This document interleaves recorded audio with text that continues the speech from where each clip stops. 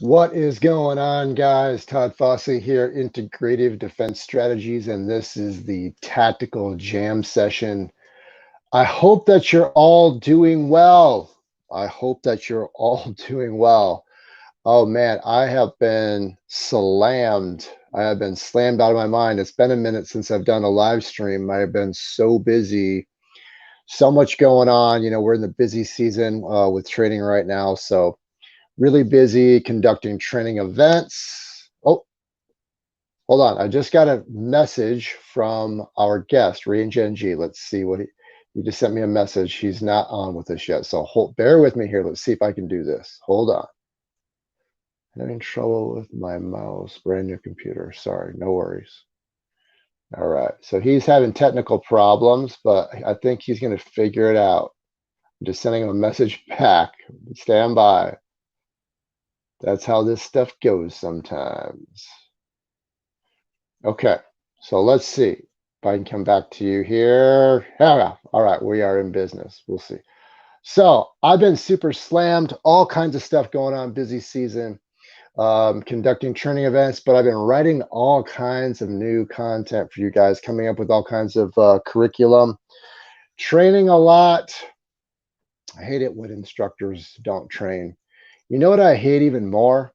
Is when there are instructors out there or personalities in the social media sphere who pretend like they train, or they pretend like they train a lot. That really bothers me. On the spectrum, if this is like the full maximum spectrum, right, of skill and knowledge, right?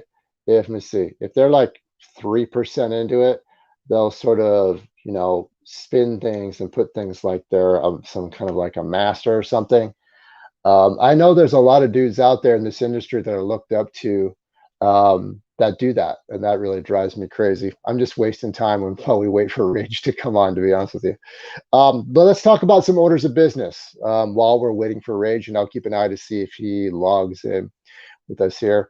First things first, coming up June 18th through 20th here at IDS headquarters, we have a Citizen Defender Boot Camp where we have family security operations and third-party close protection. So the goal of the camp is to take the principles of executive protection and apply it to everyday people. There have been so many times where I've been through training, executive protection training, and out running on a detail, and I realized, man, this really has very little to do with what average people deal with or regular people deal with on a regular basis.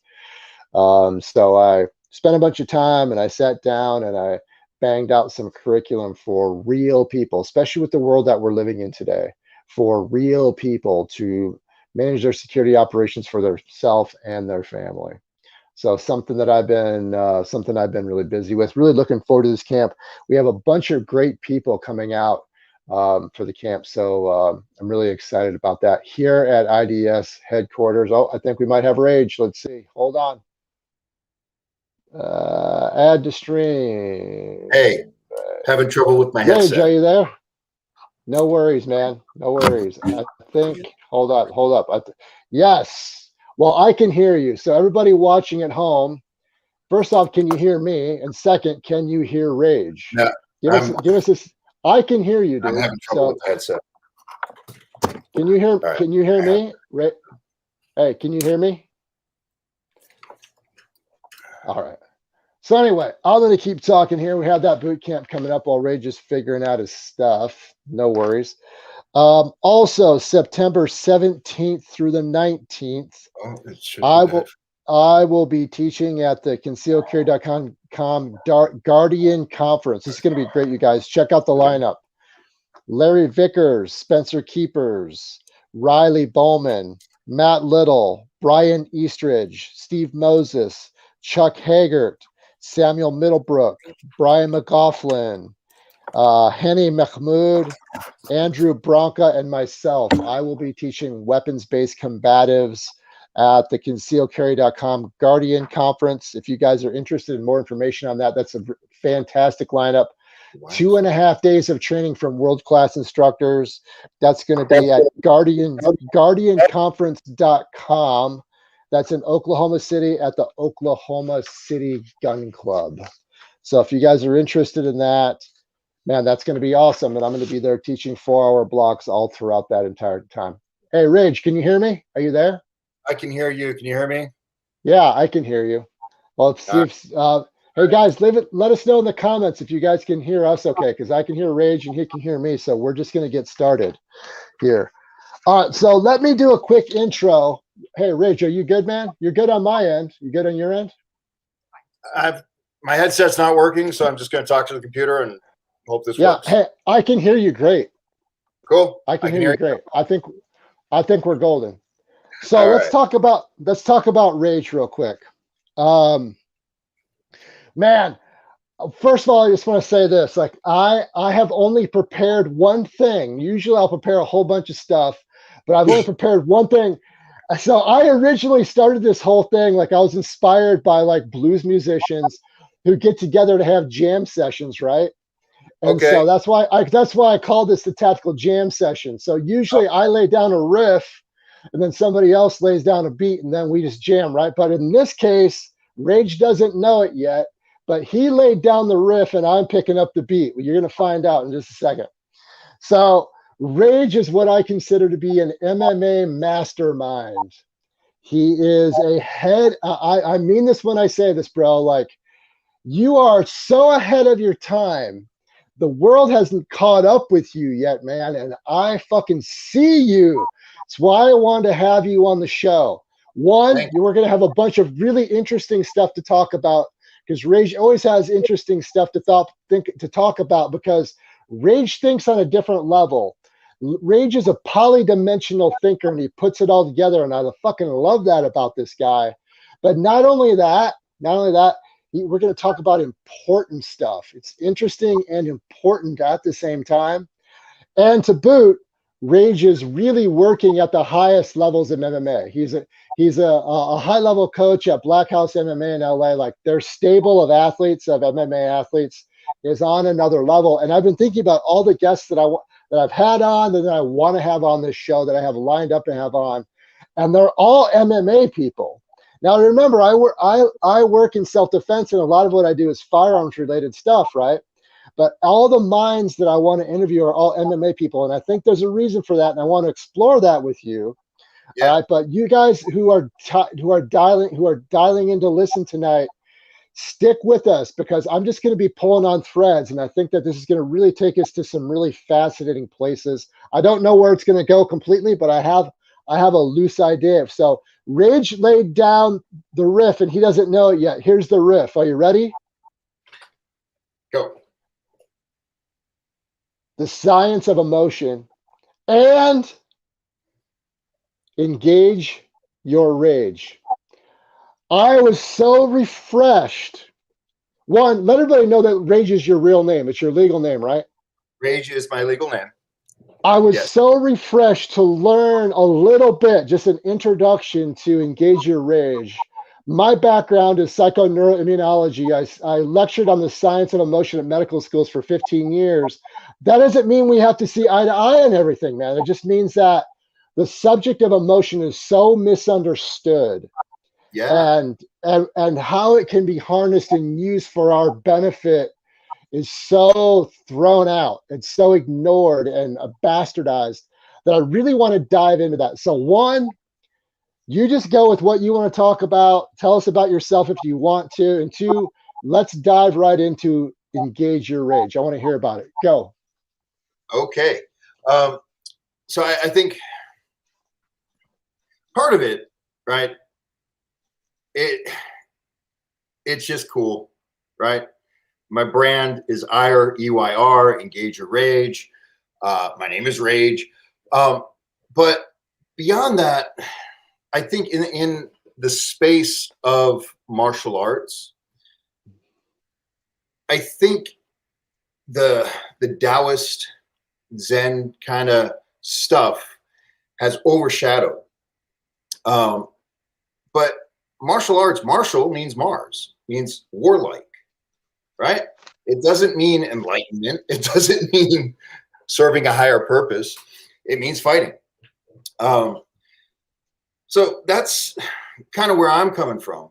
I'm all about, I love enlightenment. I joy, love, peace, all that stuff. Awesome. I just don't think it's appropriate when you're punching somebody in the face.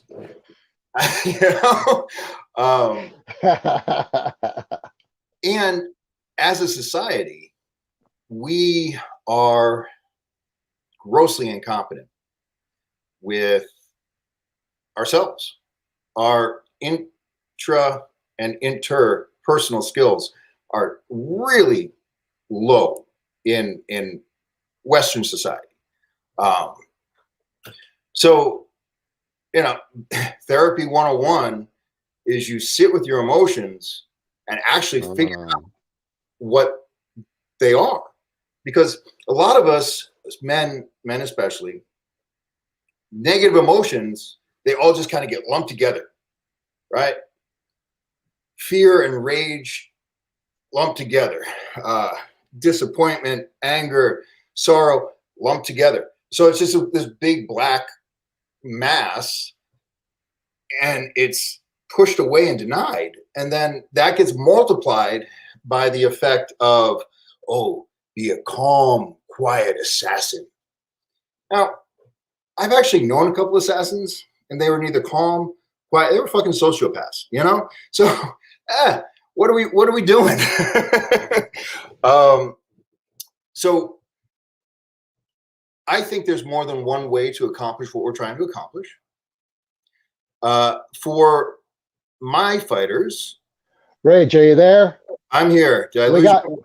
We got knocked off somehow, but we're good. We're back. Okay. Do I need to back up at all, or? Yeah, back up a little bit, because I think we lost you for a second. Okay. So I was talking about if you can, the commonality between what I teach and what traditional martial arts and Zen Buddhist martial arts, the commonality is mastering yourself and learning yourself and learning your emotions. But where I take a detour is I say, control your emotions and use them. Right? We all have aggression. We all have rage. If you focus it and channel it. Yes. That I don't think we have anything that's useless or not, that doesn't serve a purpose. I'm not huge into evolution and all that stuff, but it makes sense from an evolutionary standpoint that if it exists, it serves a purpose, right? So don't push it away or deny it. Man, master it and find where it works best. Absolutely. You know, I want to jump off on that a little bit, and I'm gonna pick up the guitar. I'm gonna pick up the guitar for a second here. Nice. I had this thing that I used to teach. You know, I don't know if you know, I was a therapist for 15 years. I did not know that. Yeah, I was a psychotherapist for 15 years, and I was also a human performance coach and sports performance coach at a very high level for a long time. Yeah, you too? Therapy 101. Yeah. Sorry. Yeah, so I used to teach people, but it's all 101 stuff. The important stuff in everything is 101, right? It's all about the fundamentals. And I would teach people, look, identify what you're feeling, right? Then feel what you're feeling, be okay with what you're feeling, because if you can't identify what you're feeling, then you don't know how to manage it. And how we tie that into fighting, right? What we're all about fighting. We're all about defense and fighting. In the world of self-defense, in the world of fighting, it's all about self-management, right? So if you can't even identify what you're experiencing, then how in the world are you ever going to be able to manage it? And then, like you're saying, like Western civilization especially, we're just terrible at this. Like, it's thrown out of medicine, it's thrown out of science. Like the science of emotion is totally and completely and utterly ignored. Like, I could go on for days. I used to lecture on this at medical schools about, you know, just how important it is. But you're talking about negative emotions. I think you said that. Yeah. And I just want to say this, and I want to see where it takes you. Okay. Okay. Man, I hope that there's people. I hope a lot of people are going to watch this, because it's so important for everything. I've tried to communicate this. Like, I'm literally an expert on the molecules of emotion. Okay, I know what those molecular how those molecular cocktails work. Okay. And in our society, we view unpleasant emotions as negative.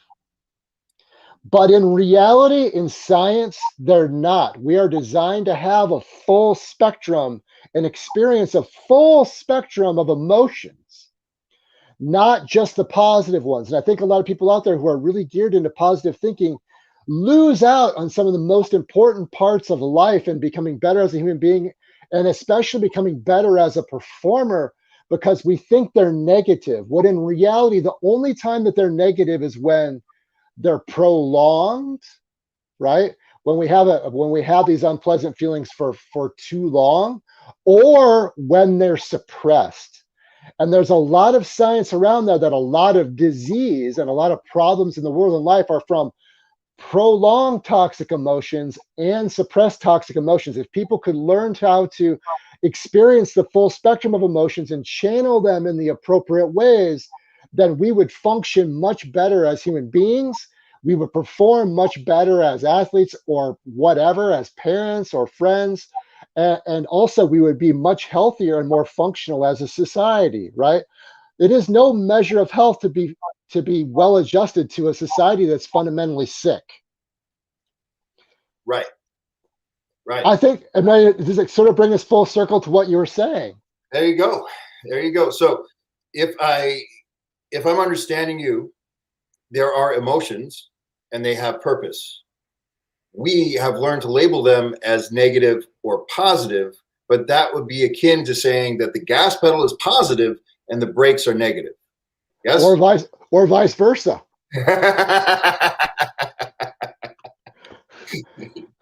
Right? Or vice versa. Yeah. Yeah, much more accurate to the Oh, I analogy, don't. especially in our society. Yeah. Yeah. So how did you end up seeing this, and how is it that you apply it to your athletes?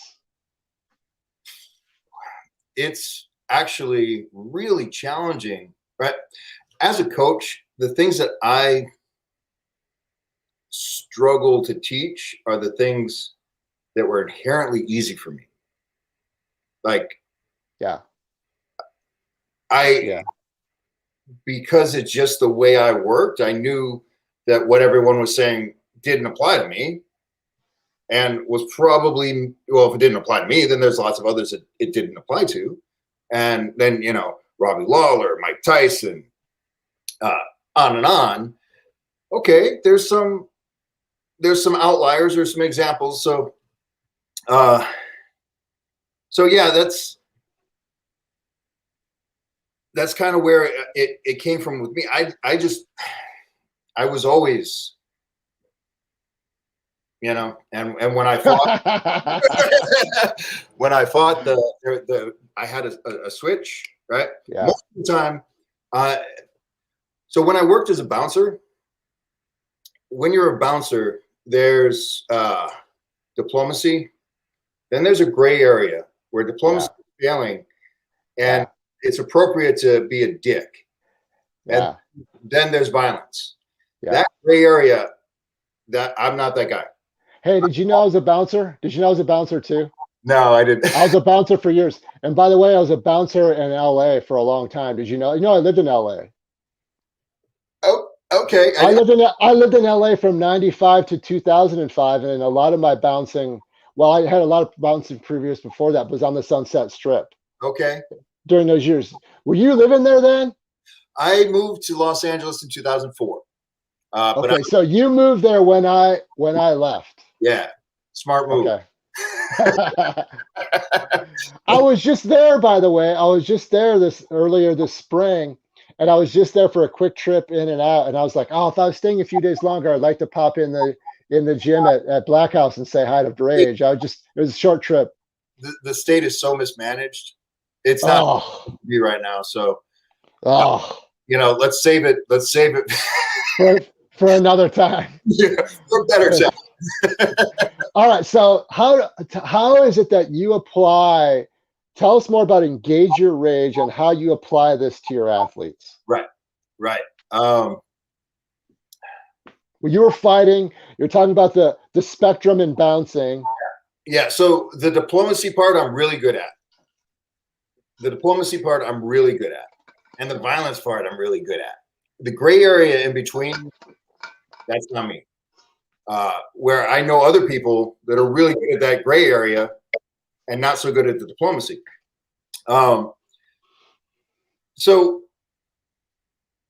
the challenge is, so I do believe that I attract people that are either already this way or know that they want to be this way, right?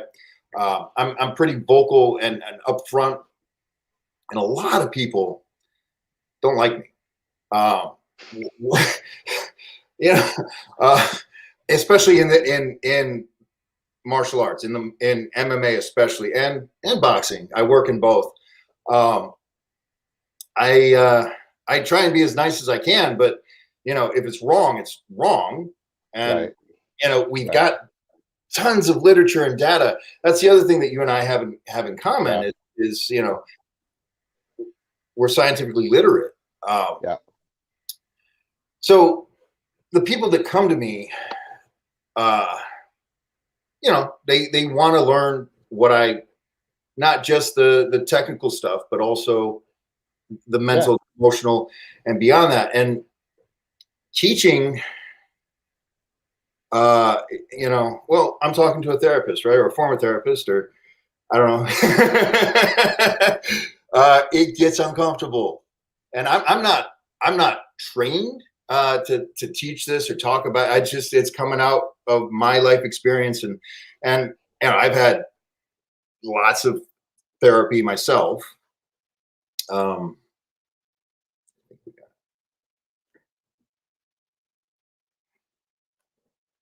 Todd, I think we got disconnected again.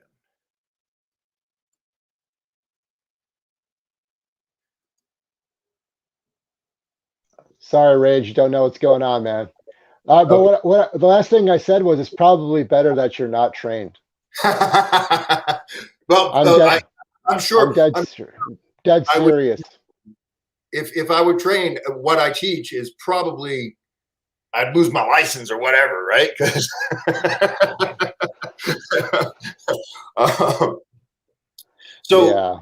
but it gets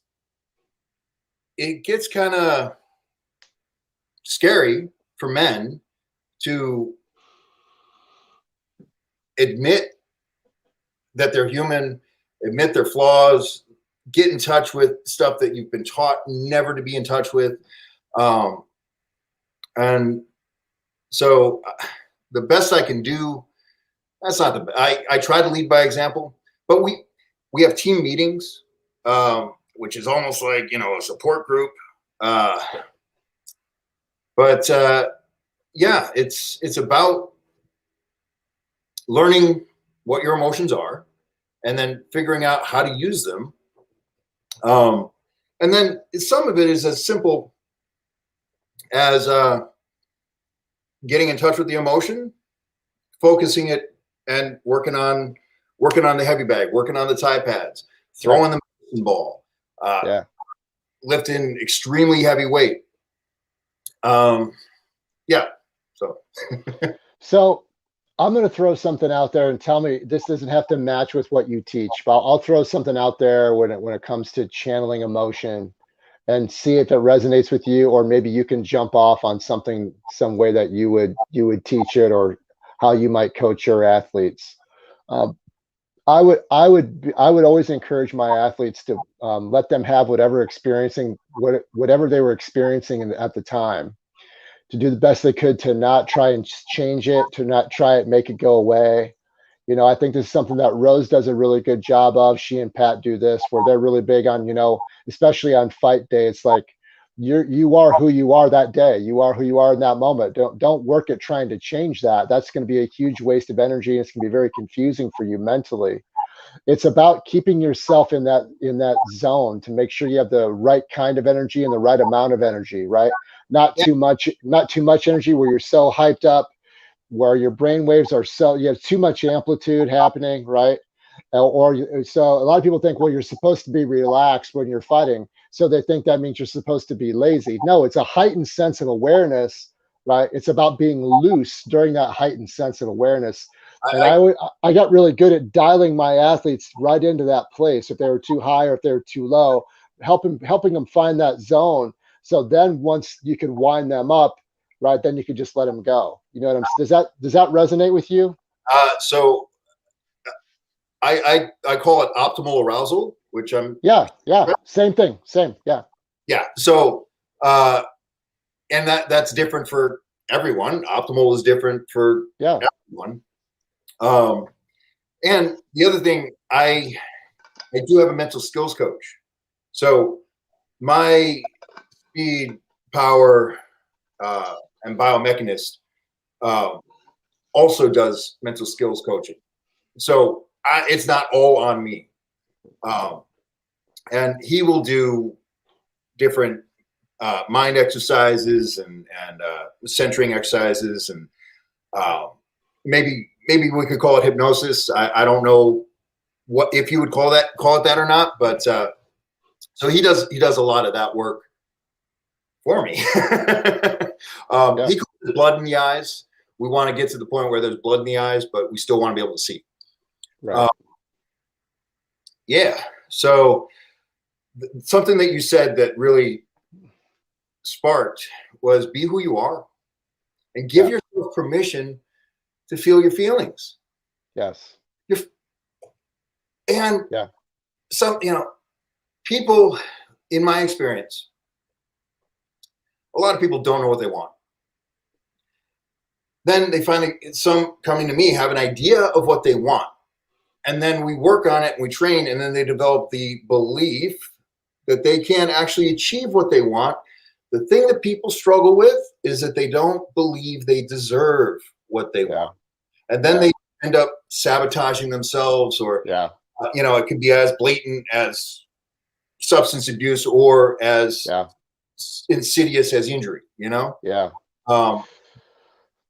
So I was really big into, I still am to this day in terms of psychology. I'm really big into the science and the psychology of the self-image and the self-concept, meaning that people don't experience anything consistently that is inconsistent with their self-concept, how they see themselves.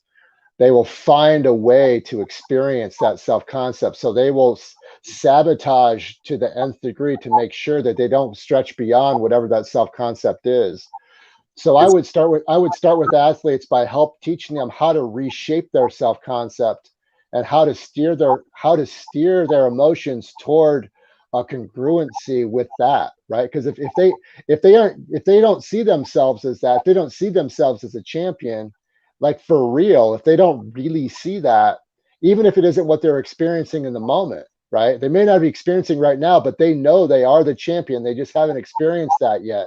Yeah. Then they're going to have a very difficult time reaching that pinnacle, right? And staying there. Oh, I've smashed into it. In a clumsy manner, right? Because we learn by experience. And one of the things that I learned the hard way is how I see somebody is not how they see themselves. That's right. And then I will, rah, rah, rah, and lead them, and they'll give me the, yes, me, but they're not in touch with the fact that they don't believe it. They don't believe it. They don't believe that they deserve it. And so then, very often, like there's been a couple times where it came out in lashing out directly at me. Yeah. And it's, oh. Because how dare you pull them out of their comfort zone towards success, right? How dare you drag them kicking and screaming towards success? How dare you do that? Yeah. That's how it tends to go. It was a hard lesson for me to learn, and I can't say that I've learned it per se. It's like, okay, I'm aware of it, and now I need to pay more attention to this. Yeah. I think that if coaches, I think that Greg. By the way, Greg Nelson. Greg and I are super close, right? Yeah. Greg is So he's really, really good at this. yeah. So I'm not allowed to meet him ever Why? because you're not supposed to meet your heroes. Oh no, I froze the screen. Ah, Did you did hear you? that? Did you hear what I said? No. I said he won't disappoint you. He'll exceed your expectations. Yes. Yeah. Yeah. I He thought. exceed he exceeds my expectations every time I see him, which is multiple times a week. Right? We work together all week long. So I hope that you change your mind about that because I really like to. I I, really. I'd really like to arrange that. I really like to arrange that. I would love that. Greg has been on my. We keep freezing. Uh, Maybe it's because.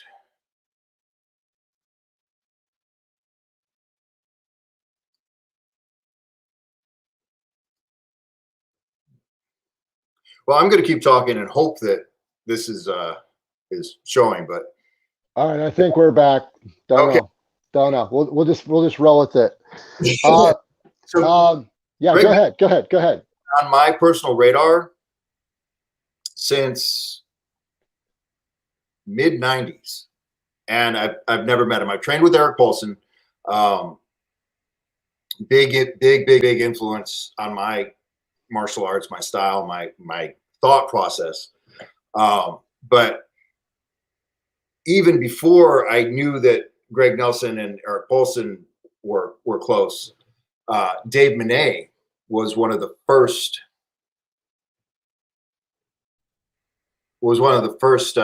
UFC champions, and so I was wanting to meet his coach, and that just happened to be Greg Nelson. So, Right on.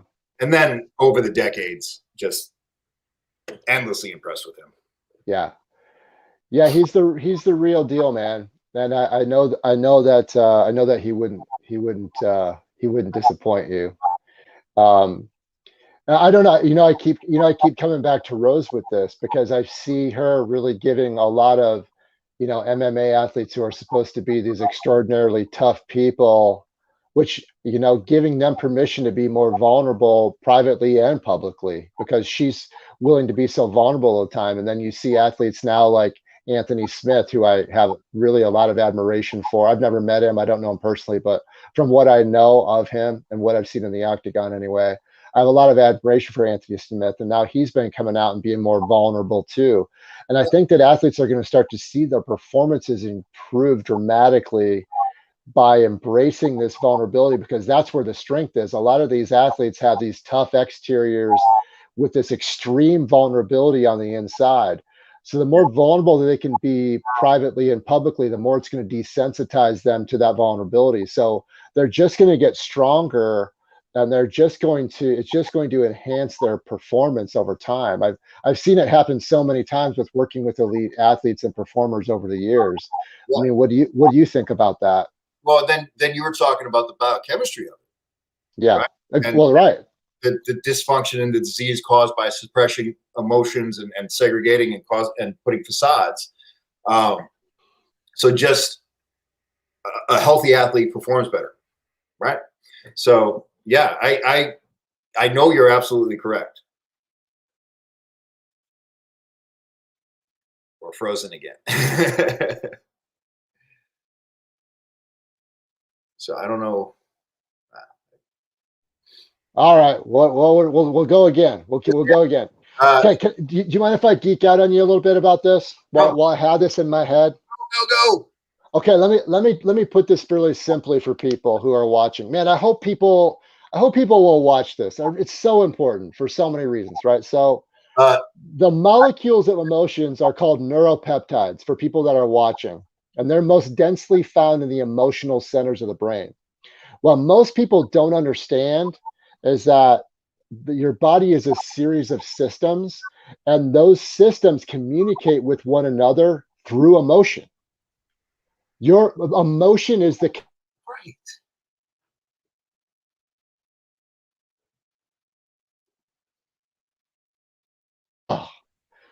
Are you still there? All Okay. right. Yeah. So If we're talking about physiology, in yes. order for physiology to perform at its best, it requires a free flow of information exchange. In the Mhm. free flow of information exchange at the molecular level are these neuropeptides. So when you're suppressing an emotion, it's like putting up a bunch of construction and you're creating all of these choke points and roadblocks, and you're taking out bridges that doesn't allow your body, mind, right, and your brain. The body and the mind are not separate, by the way, through these same molecules to perform at its best and be and feel at its best, because when you're feeling at your worst might mean that you're actually performing at your best. People have this all confused. So when we can create this free flow of information without suppressing those emotions or blowing them out of proportion where they're driving our boat in a way that is irrational, right, when we have them regulated and managed in the right way, that's when we're going to perform at our peak, in my personal and professional experience. Does that And make sense? Does that make sense? absolutely. I mean, it makes sense to me. Makes sense to me. Um, so now, I don't know, for some reason, we have, I have a propensity in what I do, both in boxing and MMA, to have athletes that are emotionally dysfunctional, often because of childhood trauma.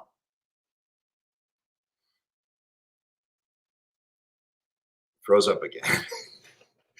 We're just not supposed to be talking about such in depth. It's just too much information for the web. We'll be back. We'll be back.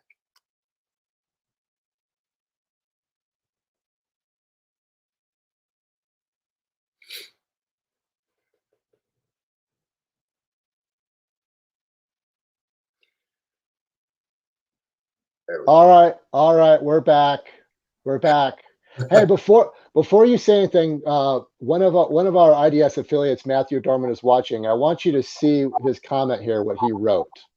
Dude, and years of therapy. Nice, yeah, nice. right, right. That's why I hope people are watching. All right. That's why I hope people are watching. All right. So keep going with what you're saying, and we'll just we'll just With our we'll just sick. roll with this technical shit. Well, that's got to be DARPA. They don't want this information. It's true. It's true. This is technical harassment. Oh, there's a black helicopter. Well, Totally. Totally. oh, I can't remember exactly. I was going off on a You're thought. talking about athletes and being emotionally dysfunctional. Yeah, yeah. And I don't. I remember starting the thought, but That's all right. the question that I was actually going to ask you No, about. I was talking about how the two extremes, the suppression of emotions and the exacerbation of the emotions, are the problem. It's not the emotions themselves. So maybe I'll just talk for a little bit and see if it triggers you into what you're remembering. I think I ask people all the time, do you know what an emotion is? And they're like, no, they don't. I'm like, it's just a little it's just a little microscopic chemical in your bloodstream. It's like all it is little molecules that's floating around in your body. It feels like it's something big sometimes, but in reality, it's something extremely small, and that you can consciously intervene to regulate yourself emotionally. And that's what I would teach people to do, is that self-regulation. The other thing that I would help people understand, a lot of people think that emotions are thoughts, but emotions are physical of the body. That's right. And Body. here's what's interesting. Here's what's interesting about that. It's a loop where emotions can trigger thoughts and thoughts can trigger emotions. So you get caught in this loop of rumination, and it just continues to grow within itself. And so to be able to intervene and into that feedback loop to regulate it, people think they're powerless, that there's nothing that they can do. because that's been their experience. So to intervene, I think I know that. Is it more effective or easier to control your thoughts to influence your emotions, or control your emotions to influence yourself? Because it's a feedback loop, right? So where do we want to control? I can teach you how. Do you mind if I share with you how I approach it? You want to send me? I approach it both simultaneously. Okay. And there's DARPA again. Awesome. I want to know how to do this.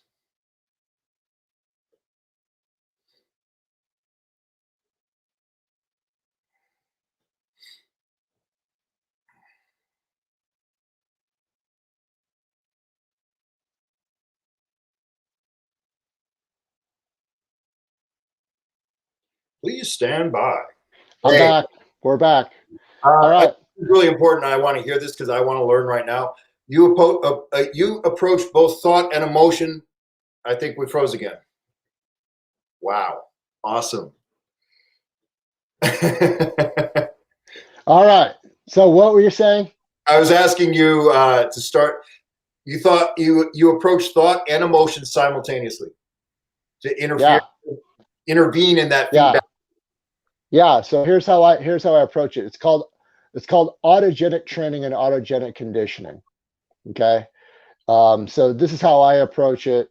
I'm not saying this is how everybody should or does, but I started studying this stuff when I was 10 years old. So I'm 51, so I've been at this for 41 years. Okay.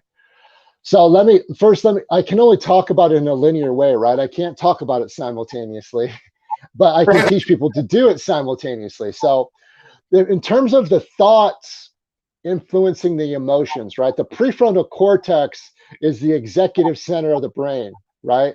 And the amygdala, which is a big part of the regulation of emotions, the amygdala, the pituitary gland, and the hippocampus hypothalamus, right? There's these little micro circuits that connect all of them together. Most people don't know that. So you've got the thinking brain, you got the feeling, the emotional brain, then you got the brain stem, right? So the prefrontal cortex is where you can generate thoughts that sends a message to the amygdala that tells it that everything's going to be okay, that you're safe, to put it simply, or whatever you want to tell it. So this is how you can consciously intervene, by using words and thoughts to send them, because the amygdalas, there's two of them, right? There's one on each side, in front, just below the frontal lobe.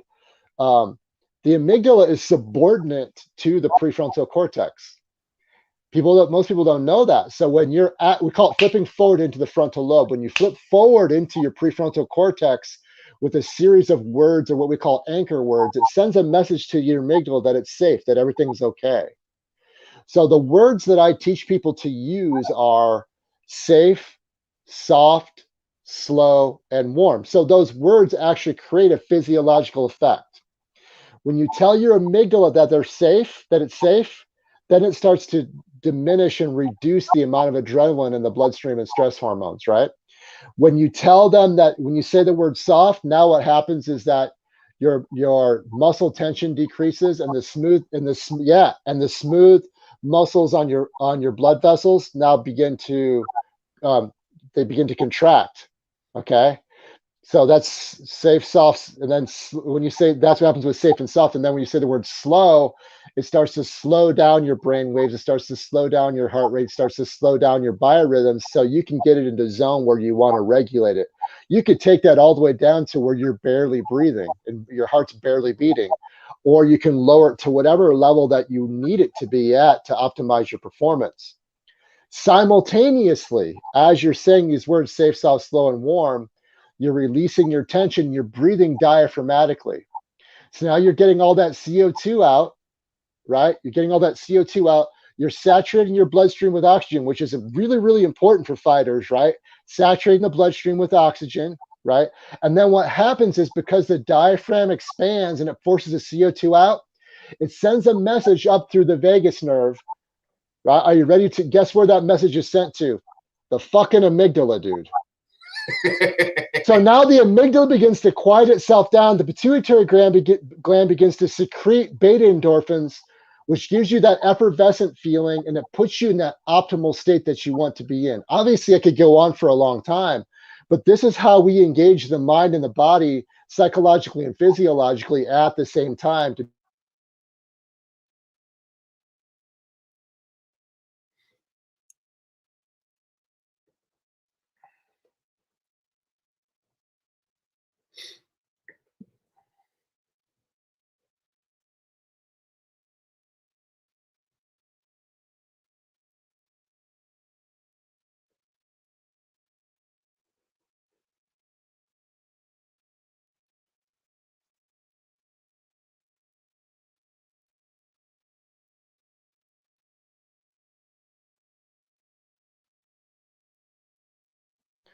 All right. And we're back. Anyway, the more you practice that, the stronger it gets. Yeah. Then the easier it is for you to manage your emotions, not control them. We don't want to control them because when we try and control them, we hold on too tight and they got to control. But it's just to gently guide them where you want them to go. Do you have something like that on your website? Not yet. Do you want me to? That sounds like something that, hey, people should. I teach this. We do seminars on stress inoculation. Sure. And then we teach people this in our stress inoculation seminars. That's part of the seminar. But anyway. But I'm talking about like, an app or download or video or, what that people actually. Not yet. Not yet. Especially my athletes can have access to. Yeah. Not yet, but we will. Yeah. Yeah, we will. Yeah. So I don't know. Jump off on that. What do you think? Oh,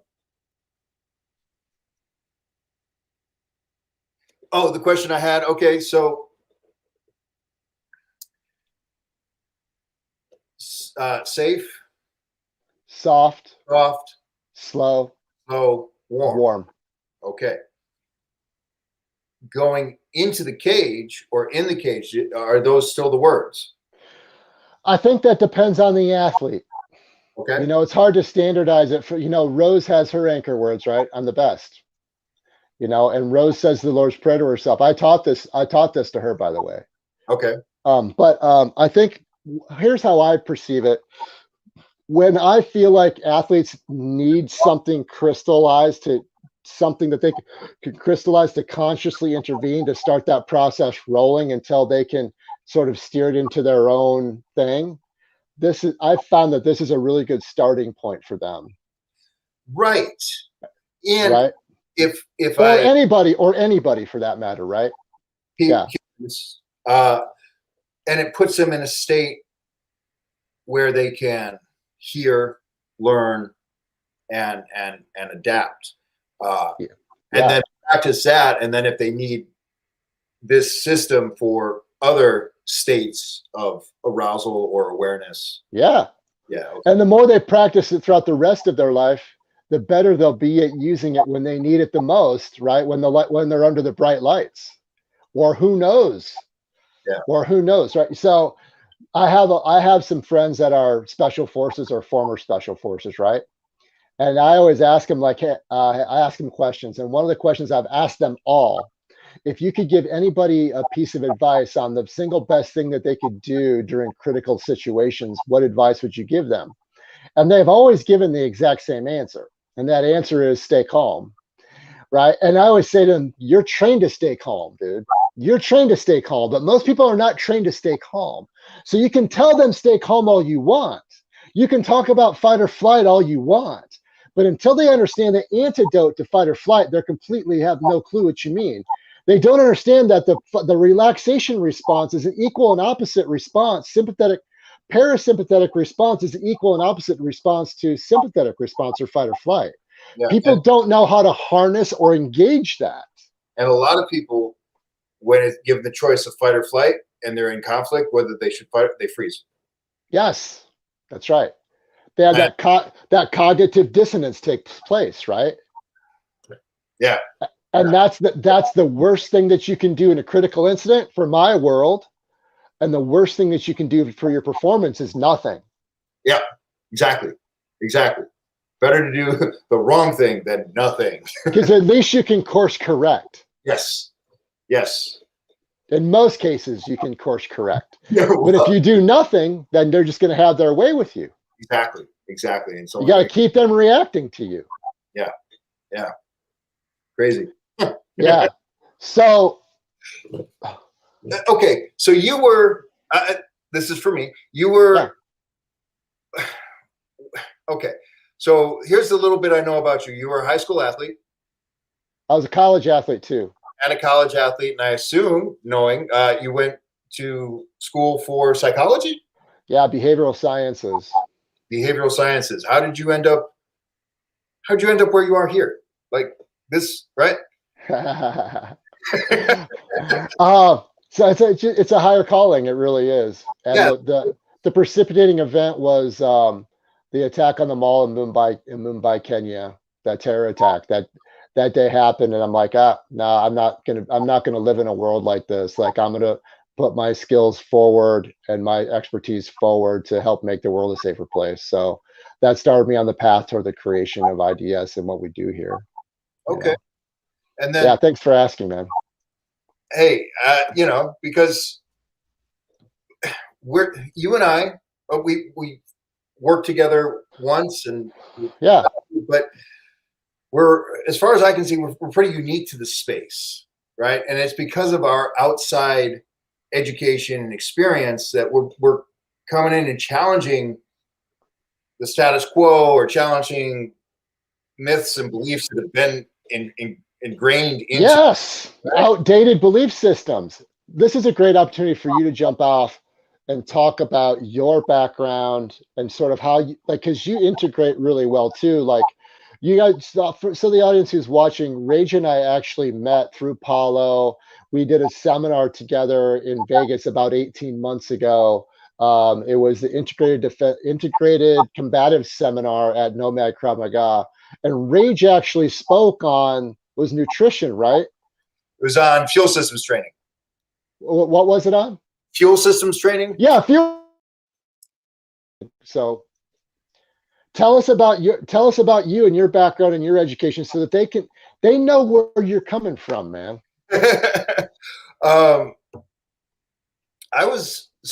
I'm severely dyslexic, and I'm only now. So when I was growing up, I was learning disabled, but now I'm learning more, and it's like, oh no, not learning to say. There's advantages to having a brain that's wired like mine. It's a trade-off. There's some things that I don't do well or at all. Spelling is one of them. But then there's other things that it's called dynamic reasoning, right? Most people can 1 + 2 is 3. I'm the guy that goes to the movie 3 minutes into it. I know where the plot twist is going to be. I know exactly how it ends. I know all the dialogue in between. That's just how my brain works. Yeah. Yeah. So I was a terrible student because school is not structured for people like me. But I had an engineering brain, loved breaking things, putting them back together, building cars, stealing cars.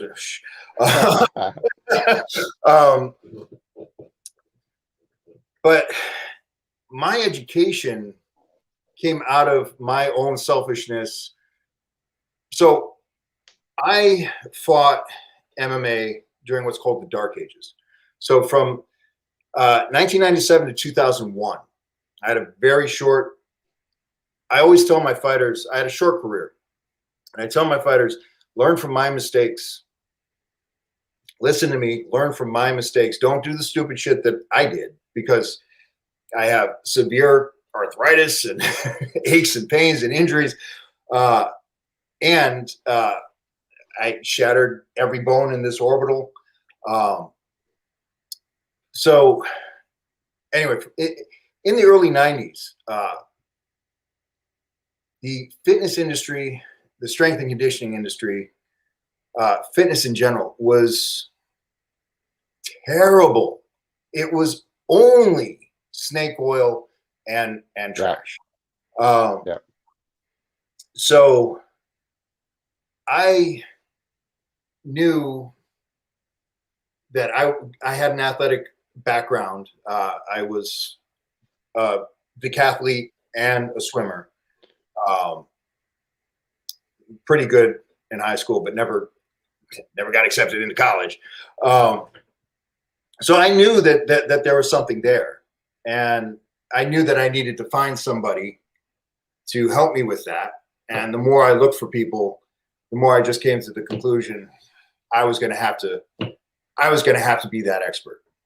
Um, and so I read a lot, and the biggest influence in my life and career is something called RTS, Resistance Training Specialist. A gentleman named Tom Purvis in Oklahoma City. He was one of the pioneers to change the industry of personal training, physical therapy, and really say, there's this thing called mechanics, biomechanics. Let's start there. 1 + 1 is 2. And if you don't think that, then we don't need to have a conversation. But if we can break it down to a mathematics-based science, then we have some place to start. So that was a huge influence for me. And I took to that course, that certification program, it was made for me. Cadaver anatomy, et cetera, et cetera. So that's actually the strongest part of my education is in biomechanics, exercise science, and exercise physiology. A lot of it was self-taught. Also through that course, that's where I became scientifically literate in looking at research, peer-reviewed research, and finding the flaws. That was actually one of the exams that we had to do, was take apart the literature and here's a flaw, here's a flaw, here's a funding conflict, here's a conflict of interest. Yes. Yeah. Hey, Rage, let me ask you a question. Okay. Why is science and empiricism important for fighting? Why is science and empiricism important for self-defense? And why do those communities want to reject a scientific and empiricistic approach?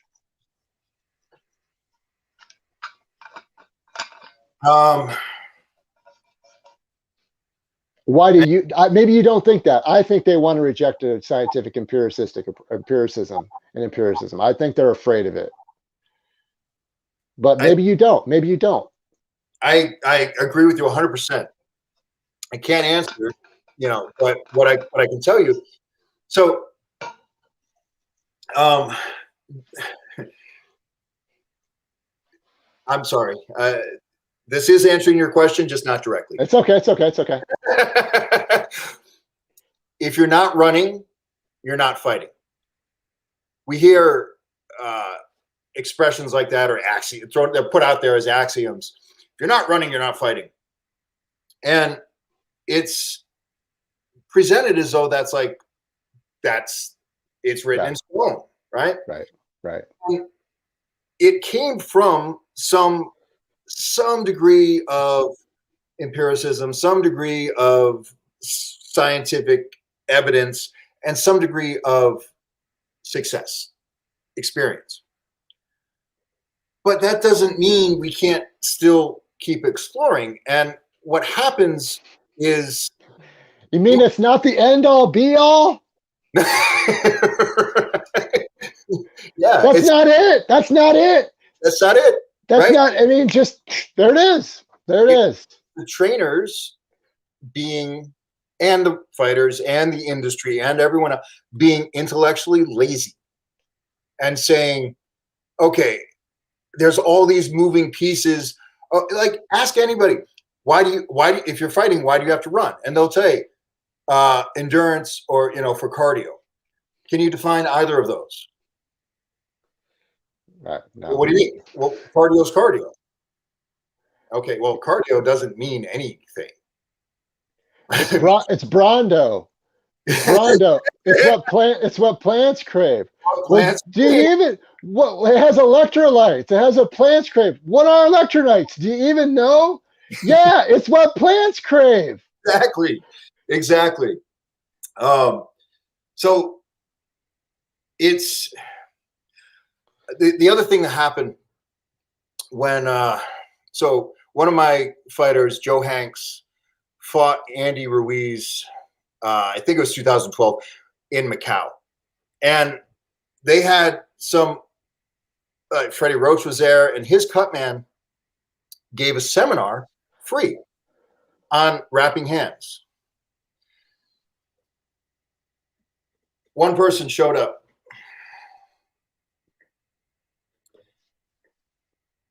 Now, and then I went back, and Jamal, who I was with, actually had a legitimate engagement. He had his work time scheduled for the gym.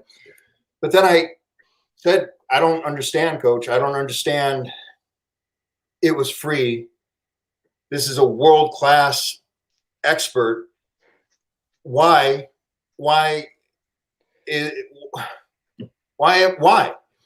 And Jamal looked at me and he said, because nobody wants to admit that they don't know something about this sport. Because if you're a trainer in boxing, you're supposed to know everything there is to know about boxing, and nobody can tell you shit. And there's that, facade or bravado that is pretty commonplace, So it's not just the athletes that need to start being more vulnerable, being more in touch with themselves, but the industry as a whole, but also the trainers, the coaches. It's just, I don't know, man. And what the fuck else was I doing? I was sitting around the Venetian, bored off my ass. So let me go listen. Hey, if I don't learn anything new, that's cool. I still need to know about wrapping hands. And if it's just a review or a brush up, at least it's networking too. Yeah. I don't know. Yeah. It's ego, right? Ego and dogma rule the day, it seems. So many people are, I think that everybody should have a healthy sense of ego, but healthy enough where they can challenge their own thesis, right? That's the point. That's kind of one of our core ethos here at IDS is we constantly want to be challenging our own theories. We want to be challenging our own ethos, to make sure, because we're the business of life and death. You know what I mean? Like there's no room for ego here. Right. Not like that. You have created an environment where it's safe to do that, right? Where in my workspace, it's not safe. It's not safe to lose face or be seen as less than, or, I operate a little bit differently. But a lot of people, if this fighter chooses not to train with you, that's, a few $1,000s out your pocket. So right. I get it, but I just don't think it's very productive. I don't think it's a successful long-term plan, especially in MMA. MMA is a very, very young sport. Some people say 25 years, some people say 20 years. I don't know, whatever. It's a very young sport. And if you're doing what you were doing 10 years ago. Yes, you're fucked.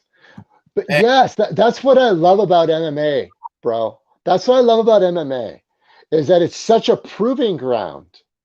Like, what I mean? It is. So obviously there's always going to be a certain amount of dogma that's baked in there. But I mean, like if you want to win, you better be able to evolve. You better be able to adapt, not only with what the trends are within that space, but you better be able to adapt on the fly. As Greg would say, FSO, Figure shit out. That's one of his core values, right? FSO, figure shit out from Greg. So you can have all that you want, but if you don't have the core principles in place where you can humble yourself and adapt in the moment, you are in big fucking trouble. That's what I love about MMA. Now, here's another thing. How long does it take a coach to learn how to be a coach and to learn to be a better coach? Oof.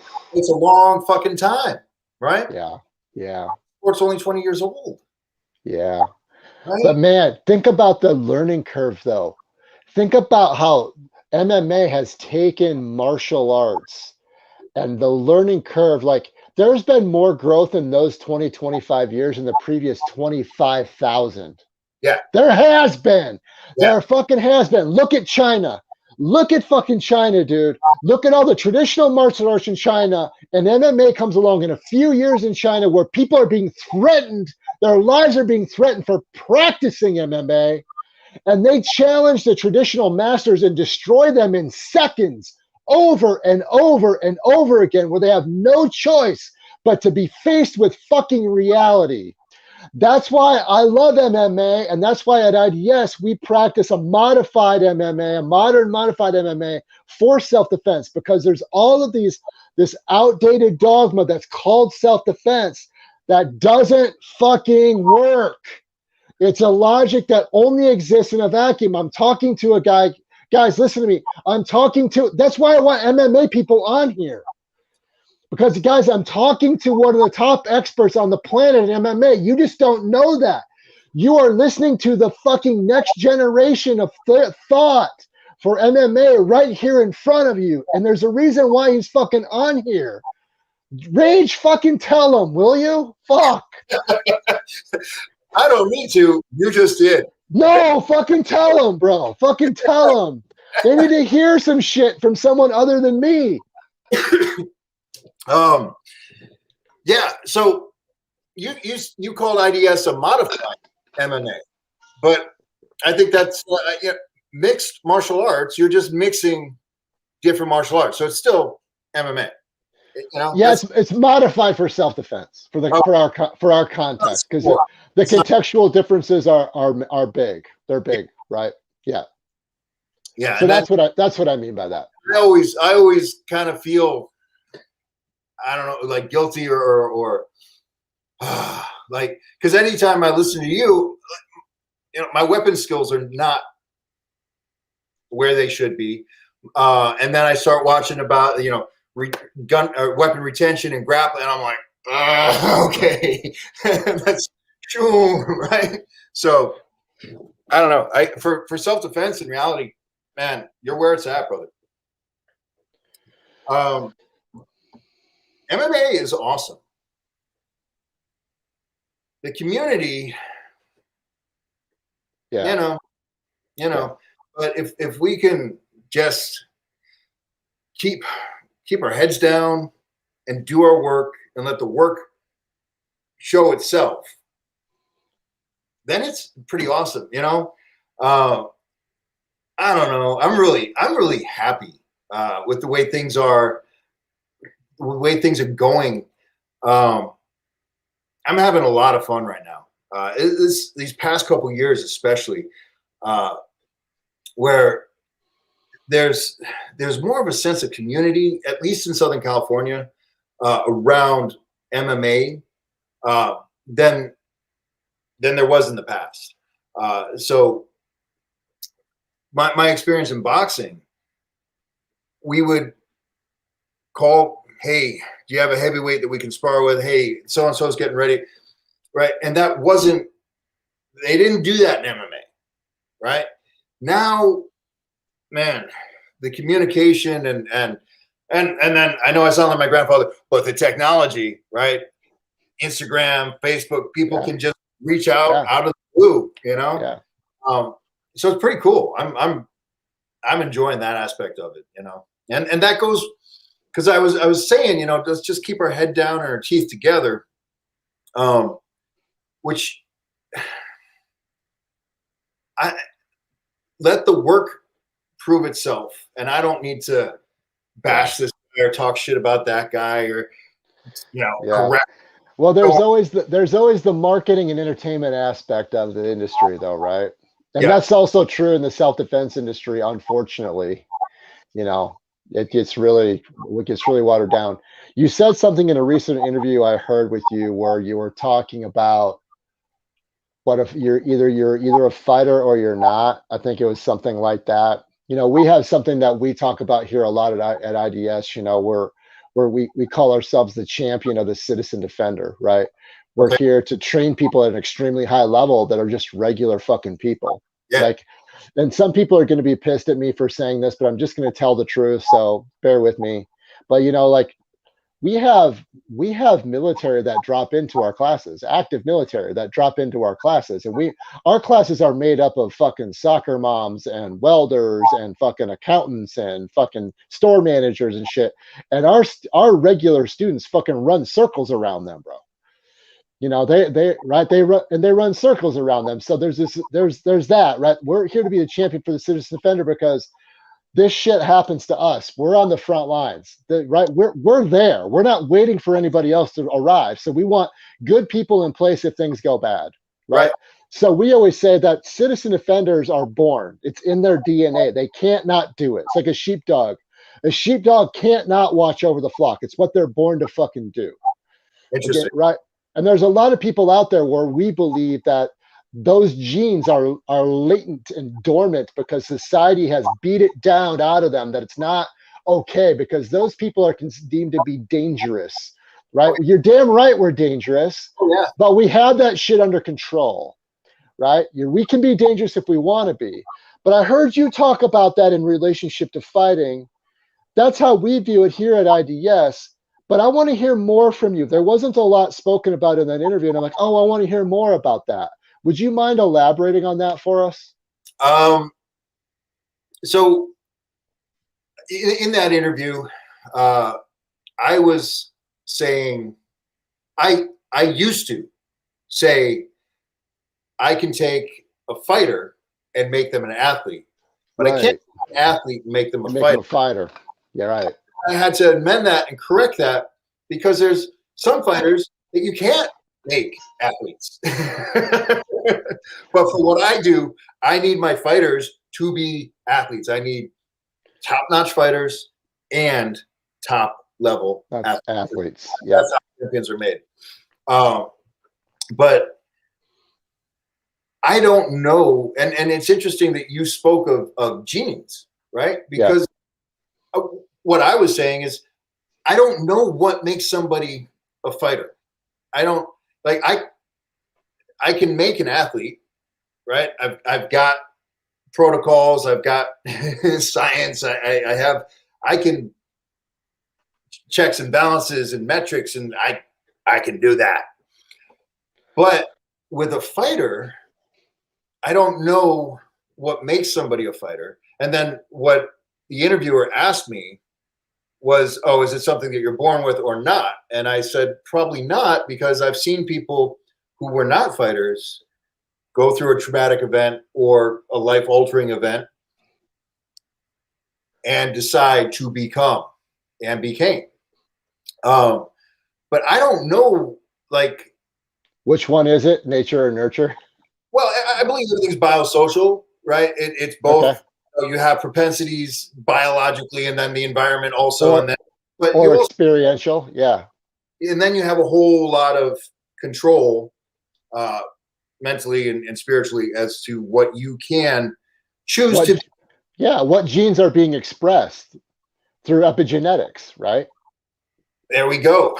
There we go. And that, this is a little bit outside my, obviously, it's not, this is your area of expertise, not mine. Okay. um, That's okay. I mean, dude, I'm asking for your opinion, man. yeah, Your opinion is important. It matters. okay, thank you. Yeah. So I don't know what makes a fighter, but I I recognize them. I recognize them. And part of the reason I'm so vocal about the way I train and about the things I believe is so that non-fighters don't Yes. me out. Yeah. There We are do athletes in our we do sport. the same thing here. We try to get rid of students. Yeah. Because we got to know. This is a lab, right? We got to know why you're here. Are you here because you saw Todd on fucking Funker Tactical? Or are you here because you got to be? Are you here because you got to be like, no, I'm fucking doing that. You can try and kick me out of here, right? You can try and weed me out. You can try and wash me out, but I'll be fucking back anyway. You know what I'm saying? I know exactly what you're saying. I know, yeah. I know you know, right? Yeah, that's what you're saying. And see, personally, it's a little bit of a challenge for me because I'm actually a really nice guy. But you're not doing anybody any favors. See, you're not doing anybody favors by letting them be there when they shouldn't be, right? Or waste my time. Where's my ROI if you halfway through your second year as a professional gets fucked up so bad and injured, right? Also, if I actually care about you and I actually am a nice guy, I'm not going to let you fuck around, fart around, and get fucked up, right? So we're doing this all, or you're out, you know. So Kenny Johnson is our grappling coach. I know about Kenny. I'm a big fan of Kenny. And by the way, I'm from Iowa. Oh, awesome. There you go. I'm from Waterloo, Iowa, where Dan Gable's from. I am from the fucking wrestling mecca of planet fucking Earth. And I played basketball. Dude. Now I'm a wrestler, but I played basketball since the day I was born. How fucked up is that? Sorry. That's okay. So Kenny Johnson. Just for our audience, Kenny Johnson wrestled for Dan Gable. He's soon to be inducted in the Dan Gable Hall of Fame. Wow. Yeah. I got goosebumps. That's amazing. Multiple Olympic trials, just wrestling to the nth degree. I'm so lucky to work with him. I consider him my coach. That's something else I do that a lot of people don't do. And I'm a coach. But coaches gotta have coaches. Coaches gotta have coaches, bro. You know, I don't understand. Yeah. Dan Inosanto, he would put on a white belt. And you know, whoever was working with him would be like, you don't need to put on a white, you're you're Guru Dan. You're Guru fucking Dan. There's no belt. There's no belt high enough for you, Dan. So I don't know. Again, it's that whole ego thing. My whole thing is let's see how good we can get. Everybody, coaches, champions. Let's bring the sport up. Let's bring, right? How good can it get? Yeah. That's the point, right? I mean, that's, to me, like, that's like the point of our conversation is how can we push the envelope? Like, I'll even take it a step farther. It's like, how can we get rid of the fucking envelope? Like we always say, like at IDS, like they're always like, you guys think so out of the box. I'm like, no, we want to eliminate the fucking box. You know, years ago, I was invited to be a part of this think tank. And I don't know why. It was all these like people with 5 PhDs and Todd in this fucking room once a month, sitting around fucking talking about shit, right? And creating all these fucking protocols and formulas and shit, right? And I remember the leader of this think tank, I'm not going to say the name of it right now. He stood up in front of the group one day and he said, okay, now it's time for us to start thinking out of the box. And then I shut off. It took place at a well-known university, by the way. I just shut off. And then after a while, because I was always very vocal and I was always participating, and he says to me, he says, Todd, in front of the whole group, he's like, what's wrong? Why aren't you talking? Like, you're sitting there with this pissed off look on your face, like, what's wrong? I said, don't you guys fucking get it? You are the fucking box. You're sitting here talking about it's time for us to think out of the box, but you are practicing institutional inertia while you fucking sit here. You can't think out of the box, motherfucker, because you are the box. Exactly. What you're saying is let's sit around and have a fucking circle jerk. So what I'm saying to you, Rage, that's why you're on here with me today is I don't want to have a circle jerk. Let's fucking push the envelope forward for the greater fucking good. Maybe it's the greater good of MMA. Maybe it's the greater good of humanity. Maybe it's fucking both. But let's find out what's possible. Yes. Yes. You know, and pushing, and something that you said, and again, a lot of my thoughts sound like completely disjointed, but this goes back to you as a person, as an entity, we have desires, and we are taught to not expect them, or to not deserve them, or to not, so sometimes just wanting to make things better is all the reason you need. It's like, yes, deserve. Yes. Want. Yes. So Rage, I don't know, like I'm a devout Christian. I'm very open about that. I'm not a religious person. I don't go to church, but I'm a devout follower of Jesus Christ. And there's a reason why. Okay. So that's my jam. That's right. So he said something. He said, all of these things I can do, you can do, and more. He told us, I walk on water. I've raised the dead. You know what I mean? I've gave the blind sight. I've cured lepers in front of masses of people. And he said, this isn't about me. This is about you. All these things I can do, you can do more. I'm not just here. Yes, I want you to worship me because I'm here to tell you the truth. And the truth also says that you are capable of so much more than the world has led you to believe you are capable of. Wow. Yeah. That resonates. Yeah. That's why I see you, bro. That's why I see you. I see Rage, and I'm like, listen, dude. Greg and I talk. We're close. He's been my mentor, bro.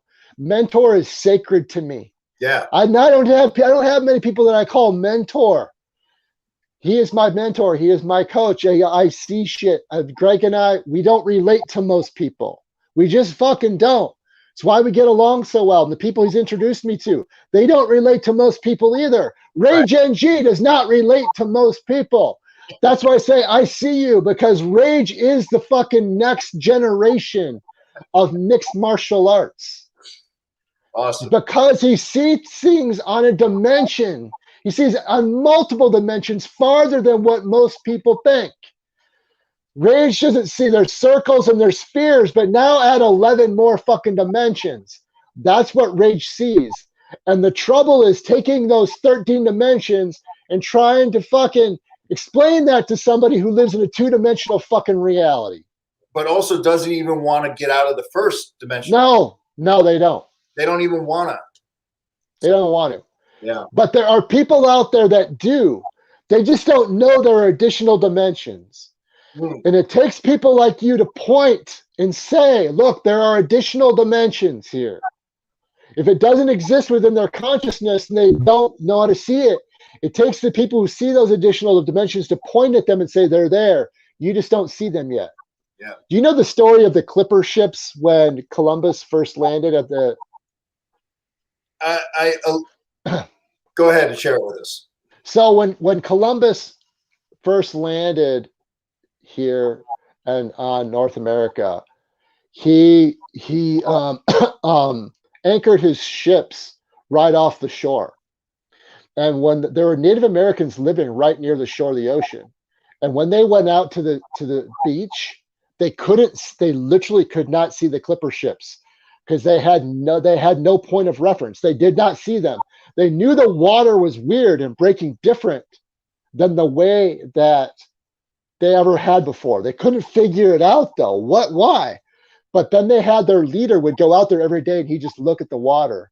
And after time, the ships appeared because it was a part of his consciousness. He could finally see it. And so then because they believed in him and they trusted him, he took them out there and he explained what was out there and he was describing it. And then once he pointed out to them, they could see it too. And I think that's what we're talking about. You are blazing a trail where there's no trail and people don't know what's there. But it takes someone like you to blaze it and say, look, here's new possibilities. Look, Rage is the Fosbury Flop of MMA. You can't go over the bar backward. That's wrong. Oh my God, he broke the fucking world record and won the gold medal after everybody fucking talks shit about him? Yeah, motherfucker, because he saw possibilities that you didn't fucking see. That's what Rage is doing. I'm right. I'm fucking right. Yeah. And some of it is taking the vision bigger, but some of it is also focusing more intently. So tell us more about that. So techniques that we take for granted. The jab. People learn a jab, and then that's their jab, and that's good enough. And then then they will say the jab is the most important punch in boxing, or the jab is the most important punch in MMA. People utilize the jab, so they'll give service to it. You'll know a striker if they lead with a jab. Yeah, right. Right? Yeah. So they talk about how important it is, but then they never go back and actually give it the intellectual, physical dedication, examination that it deserves, right? And people don't seek answers to, they go, that's the way I was taught. It worked for so-and-so. It's the way I like to do it. It works for me. Yeah. You know? Yeah. And but then if you talk to Mike Tyson, and then they wonder, why am I plateauing? Right? Yeah. Why am I so stagnant? Why am I burned out? Why am I plateauing? Why have I lost my last 4 fights in a row? They wonder, right? Right back here behind me, right over my shoulder there, notebook with other notebooks in it. And I make each of my fighters get 6 notebooks. And we have a color coding system. One is for grappling, one's for striking, one's for strength and conditioning, one's for nutrition, one is for business, and one is for mental conditioning. And each one of those is a rabbit hole. And you must go down. Now, you cannot go down each rabbit hole all the way, but you have to go down each of those rabbit holes far enough. How far is far enough? Well, that's per individual, right? And obsessive tendencies, but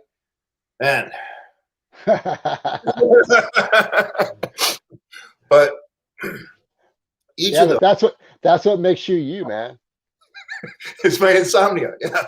You know what though? Every great invention has come from an obsessive. The Golden Gate Bridge was built by an obsessive. You know what I mean? Yeah. What's wrong with that? It's painful, but other than that. Yeah, it is. It's a kind of a curse and a blessing at the same time. Hey, can I add something to what you're talking about? Please. Talking about the jab and Guru Dan Inosanto, I get endless stories from Greg about Guru Dan. It's really fun, man. I feel like I'm learning from Guru Dan because I hear so much. I feel like I know him, even though I've never met him before. And Greg tells this story all the time, where they would be, I can't remember where they were, where Guru Dan and Greg were together. It was some striking thing with a lot of high-end strikers. And all Guru Dan could talk about, he would go look at Greg and go, "Did you see that jab? right? And Greg would be like, well, yeah, it was a jab. He's like, yeah, but did you see it? Did you see how he was throwing that? This is Guru Dan, right? Guru Dan fought Bruce Lee and was Bruce Lee's top disciple. He is 86 years old, right? If there's anybody who isn't going to be interested in a jab, it's Guru Dan. But who is fascinated? He's like, and Greg is like, yeah, he was just obsessed. That's all he could talk about was how that guy was throwing this jab. But did you see how he was throwing it? He talks about looking at things with fresh eyes all the time, Yeah. challenging your own thesis, right? Challenging your own thesis all the time. This is Jeet Kune Do, right? That's what Jeet Kune Do is. It's what's right? supposed. That's what's supposed to be. What's supposed to be. Yeah, and I don't even know shit about Jeet Kune Do. But Greg goes, yeah, but you know everything about Jeet Kune Do. I'm like, I don't know anything. He's like, no, you are Jeet Kune Do. You just don't know Jeet Kune Do. Like, that's the point. That's the point. Yeah. Right? Yeah. Right. So there you have it. There you have it. So here's the next thing. So did you ever see the movie Patch Adams with Robin Williams was the doctor? You ever see? The talking skeleton and a couple jokes. Yeah. So the real guy, the real Patch Adams, who the movie was made about, was my mentor for 3 years. Oh wow. Yeah, and he's cited as one of the highest IQs on the planet. When he was in 6th grade, the German government recruited him as a decryptor when he was in 6th grade. Wow. Yeah, so so I learned a lot. Sometimes we'll just exchange stories of things I learned from him. But one of the things he told me was, he looked at me and he said, Todd, you don't know it yet, but you're a revolutionary. You just don't know it yet because you've been socialized that wasn't appropriate. He gave me permission to be a revolutionary. Wow, that's the awesome. second thing that he taught me was, he said, Todd, only 10 fewer. Here's what he said, Todd, fewer than 10% of human beings ever think critically. And even fewer percentage of them who have the ability to think critically have the willingness to think critically, to actually have the courage to ask the hard questions. And an even smaller percentage of them actually do anything about the answers they find to those questions. Yeah. And so he was the one that gave me permission to embrace that. You're naturally your critical thinker, and you seek the answers, and then you turn information into application. That's what we're talking about, bro. That's why I want to have you on, because you're a critical thinker who seeks answers, and then when you find the answers, you turn it into application, and then you challenge your own thesis through this sort of pseudoscientific method, because fighting is both a science and an art at the same time. It's like music. Music is a mathematical equation with a human interpretation. Right. Yeah. You know? Yeah. And nothing makes sense to me until I filter it through that lens of martial arts. Like thing in the world or any theory or once it's filtered through martial arts, then then it works in this head. But until that, yeah, man. It's funny how there's so many things that you can filter through martial arts. Everything. Yeah, you really can. You really can. The human component is what makes it an art and what keeps it exciting, especially MMA, right? Because I love when stuff that shouldn't work works, and it's like, okay. Absolutely wrong. Yeah, that's wrong. That's wrong, right? Can't do that. That's wrong. That won't work. Really? Oh, really? Okay. If I had a dime for every time I heard that shit. and objectively, it's wrong, and it still worked. So that's cool. That's awesome. But what really is exciting to me is when everything inside wins the fight. Mm. You know, when just The intangibles. yeah, yeah, outclassed, outgunned, outsized, and not outfought. that Funny, that funny that's how that works. yeah. Funny how that works. Yeah. That, and that's All right. what So, I'm seeking. so Is Rage, I want to ask you some random questions okay. before we wrap up the interview here. Here we go. I'm going to ask you just some random questions, top of my head. Some of them I might have asked other people before. Some of them might be brand new. First question: if you could do anything else for a living, what would it be?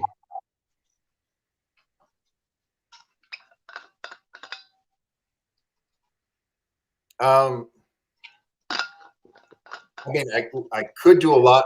I don't want to, right? Yeah, So, but if you could choose anything else as a profession, what would it be? but I could choose. I don't want to. I have a BFA in drama. All right, all right. Yeah, I was didn't know that. just on the set last night. Uh, but I don't love it. I'm just good at it. You know, I probably would be a good doctor. I would be an awesome. I was an awesome auto mechanic. Um, so engineer, Engineer. stuff like that. Yeah. Okay. All right. All right. Cool. Um, what? How would you describe the culture of Black House MMA? Whew, man, that's interesting. I mean it is not for everyone. It is uh, it is a dichotomous blend of really great people who are really also very mean. It's gritty, it's tough, um, right on the edge of reckless, uh, but driven. Everyone, yeah, we were talking about people coming in, right? A lot of people come, not a lot of people stay. Yeah. Uh, People that would surprise you, people that you would be like, oh, yeah, they're a perfect fit. And then first Friday sparring, maybe not. um, but man, I guess that's not a soundbite that I have prepared. How to describe It's that okay. culture, right? It's okay. I don't want a prepared soundbite. That's good. It's tough. It's gritty. Uh, you seek out Black House if you want to be a champion. If you're really ready to put everything else in your life aside and make this your priority and dig down and just find out what it's all about. Right on, man. Yeah. What if I could ask one question to Greg Nelson for you, what would it be? Oh man, that's not fair. I don't know. I don't know. That's awesome. That's an awesome I'm question. not gonna ask you fair questions, dude. You said random. I'm not gonna ask you fair questions. Uh, I don't know. I don't know if I have anything. I would really love to get you guys in a room together for a prolonged period of time. It's you're he has a preternatural understanding. It's bizarre. And I mean that in the best possible way. Like That work the for me? way that his mind works and the overwhelming vast amount of knowledge and the way that he collates and organizes and outputs that knowledge is superhuman. It's what's the word I want to look for? It's Goodwill Hunting like. Yeah. It's Yeah. Goodwill Hunting like, you know, it's like he's at MIT cleaning the floors, and then he just solves the hardest mathematical problem in the world, and he just throws it away because it's so fucking easy for him. You know what I mean? But Yeah. he puts it in a way that normal people can understand at the same time. You know, I hope that you reconsider your idea about meeting him, because I I, would really love to get you guys in a room together for a prolonged period of time. I would love to meet him. I was just making a joke that said, Okay. All right, good. Well, I'm going to set it up. I'm going to set it up. yeah, I Um, appreciate that. That's awesome. maybe sometime we could all do a seminar together or something. Oh God, that would be a dream come true for me. Well, we can make that. We can probably make that happen. Awesome. Let's talk about it after this sometime. Okay. Definitely. Last question before we wrap this up. What is Rage NG's message for the world? Okay. My last name is pronounced Ing, so it's Raging. Oh, sorry. I Okay. always say Rage NG. It's literally Raging. Raging. I'm raging. Dude, just when you think your name can't get any fucking cooler, it's Raging. Yeah. All right. I stand corrected. Sorry, brother. That's okay. Yeah, I changed my name legally when I wanted to fight. Because back then, see, I believed the world was going to be a lot more hardcore than it is. Like mid 90s, things were getting hardcore, right? And so I thought MMA was going to fix boxing. MMA was going to show how it really. So I didn't want to be a poser. So I changed my name to Rage. And I changed it legally. And the judge said, "You're not Prince. This isn't Los Angeles. You need a surname. Smith." And my sister-in-law, her last name is Ing. So I have relatives from Singapore, and so I chose the Cantonese surname NG or Ing. I'm Raging. So right on. So what is Raging's message for the world? Final thoughts. Man, my message to the world: how good can it get? Seriously, ask that question and let's make it a directive. Let's do it. Man, I don't care where you're coming from. We can do better. We can do better as individuals, as groups, as society, as, industries can do better. Certainly countries can do better, right? So let's do better, and let's seek and find out. Let's find out how good it can be. Amen, bro. We're going to end on that note. That concludes the jam session, and Rage just hit the sweet note at the end of the jam, so we can't top that. Brother, thank you so much for coming on. I'm going to set up that meeting between you and Greg. Awesome. I'm gonna set that up. Come out and visit. Come visit. Stay with us here at the farm. Hang out with us and the animals out here, and we'll go spend some time over at the Minnesota Martial Arts Academy. And they would love to have you. They would love to have you present there as well. Awesome. And I'd love to have you here around IDS at the same time. So thanks a million, brother. I appreciate you. I appreciate you so much. Thank you. This was awesome. Let's talk soon, brother. Be well. Right. Bye.